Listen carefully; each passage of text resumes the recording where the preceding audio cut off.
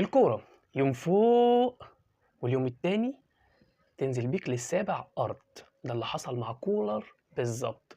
طيب قبل نتكلم في كولر والقصة دي هنتكلم على حاجتين. أنا طالع أتكلم مش قادر أتكلم بصراحة من امبارح على اللي أنا شفته. رقم واحد جمهور الزمالك، رقم اتنين جمهور الأهلي. جمهور الزمالك يعني ما شاء الله من امبارح مش متوصي.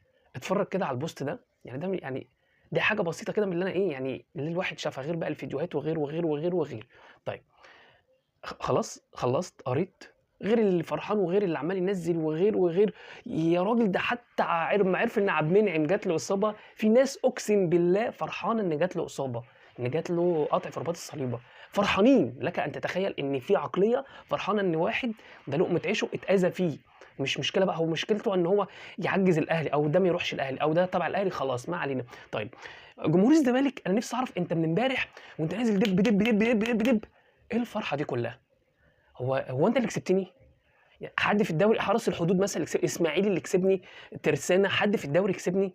ده فرقه من جنوب افريقيا. انت حضرتك انت بتحفل على ايه؟ انت فرح، ايه الفرحه وايه المتعه اللي انت واصل لها دي؟ انت ما فرحتش كده قد ما انت يعني لما بتيجي تكسبني او ما بتتعادل معايا ما بتفرحش الفرحه دي. ايه السعاده اللي انت فيها دي؟ يعني ايه الجميل في كده؟ عادي، انا واخد 2 افريقيا ورا بعض، انت واخد ايه؟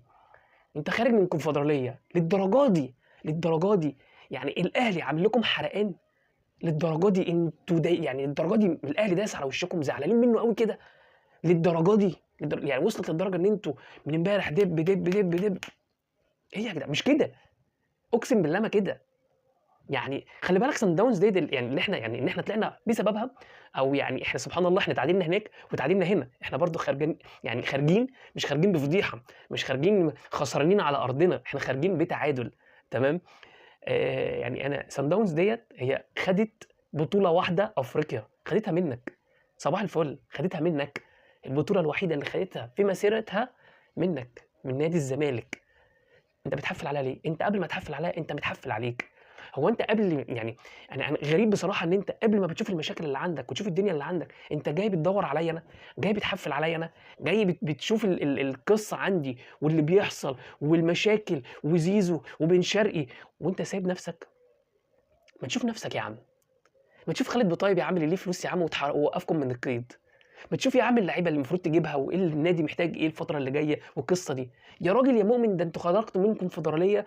يعني انا حتى مش عارف انت الفرقه اللي انتوا خرجتوا منها اسمها ايه، وكسبتكم على ارضكم هنا، وما شغلتش ولا حفلت ولا اي حاجه. وكل اللي قلته الله يكون في عون نادي الزمالك، لان هو فعلا محتاج دعم الفتره دي، محتاج لعيبه ومحتاج حاجات كتير وي وي وي وي. طلعتوا قلتوا ان احنا السبب عشان خاطر خدنا زيزو، الفرقه كلها واقفه على لاعب. ماشي يا عم وما رديناش. انت بدل ما تقول للعيبه وبدل ما تشوف الجهاز الفني وي وي مسكت في زيزو. ايه طيب؟ للدرجه دي فرحان ان الاهلي خرج من بطوله افريقيا؟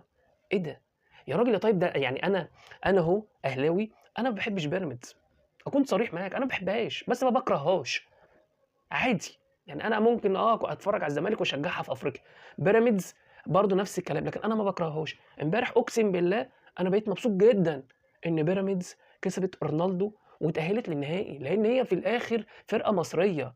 شوف العقليه من عقليتنا من عقليتكم. ايه ده؟ ايه ده؟ وانتوا اقسم بالله لو انتوا امبارح اللي بتلعبوا مكان بيراميدز انا كنت هشجعكم، لان يعني ما ينفعش، ما ينفعش ان احنا نخرج، يعني سواء اهلي او زمالك او بيراميدز او ايا كان، نخرج من فرقتين جنوب افريقيا. ما ينفعش، ما ينفعش يا ولدي. اللي انت بس تبص ان الاهلي خرج وبتقول وكذا حد يقول انا الاهلي لو لعب اي حد هشجعه، هشجع الفريق المنافس واتمنى ان الاهلي يخرج، واتمنى. انت لولا الاهلي من مصر وفي قارتك انت يعني الفرق التونسيه ديت كان ليها شأن تاني بكلمه الشوالي. سان داونز ديت كانت هتدوس على وش الكل، رونالدو، الوداد، بص كتير كتير كتير. الاهلي اقسم بالله دايس على وش الناس دي كلها. انت فين؟ انت عملت ايه؟ فصباح الفل، قبل كده ما تطلع تحفل فكر 5 دقايق، وقبل ما اكون فرحان قوي ان الاهلي خرج والحمد لله خرج برضه متعادل، مش خساره، خسرنا بطوله ايه المشكله؟ الاهلي يمرض ولا يموت، وخلي بالك وحطها تحتها مليون خط احمر. كلام جميل ده بالنسبه لجمهور الزمالك، وانا طولت قوي قوي قوي وخد وقت كتير. طيب